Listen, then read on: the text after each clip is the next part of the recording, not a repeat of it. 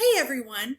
So this is just a short introduction to Beowulf. And so far we have learned, and you have taken notes over the early Brits and the epic. Beowulf is our first piece of reading that we will do. It is an epic poem. Now, these notes have given you a good background on the story of Beowulf. And I just want to tell you a little bit more.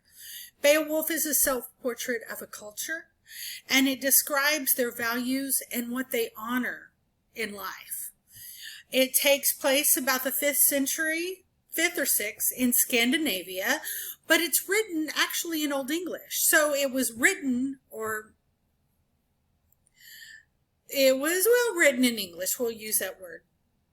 Originally, this was passed down orally in the oral tradition, but it is believed that 2 monks actually transcribed the story.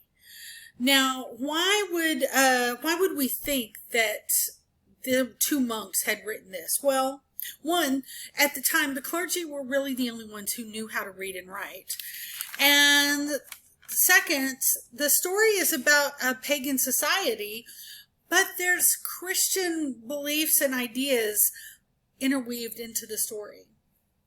Now, there are 2 groups of people in the story. There are the Geats, who are from Sweden, and the Danes, who are from Denmark. Beowulf is a Geat prince. He's a Geat prince in the beginning. In the end, he becomes king. And he is obviously Swedish. Hrothgar is a Danish king, and Beowulf comes to help him because he owes a debt for his father. He's trying to pay a debt for his father. Plus, he's very brave. He hears about Hrothgar's problem. He comes in to rescue. The next character we need to talk about is Grendel. Grendel is a supernatural monster in our story. And remember, we talked about how the supernatural actually takes place, is important in the epic. It's always in an epic story in some form or fashion. Herets, where a good deal of our first half of the story takes place, is the mead hall. Now, the mead hall is where everyone gathers, whether it's to party, to important meetings, eat, sleep. Everyone is always at the mead hall.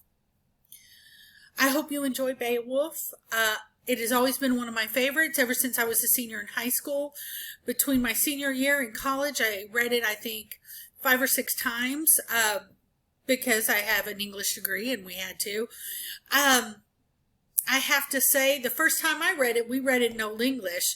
She taught us some words. We had to understand it. So you guys are a little luckier. You're getting to read it in modern English, though it may at times not seem like it. So I want you to write this down. If you don't have paper and pencil, I'll wait. You're going to read, the first part will be page 42 to page 54. I know it seems like a lot, it's 12 pages, but that's okay. It's really not difficult to read. And then we're going to discuss it. And then I want you to read page 55 to 65. That'll be the second time. Then we'll discuss that. Then I want you to read page 65 to 70.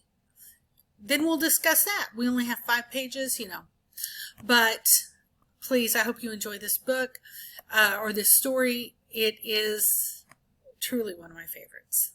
Bye. And as always, if you have any questions, let me know.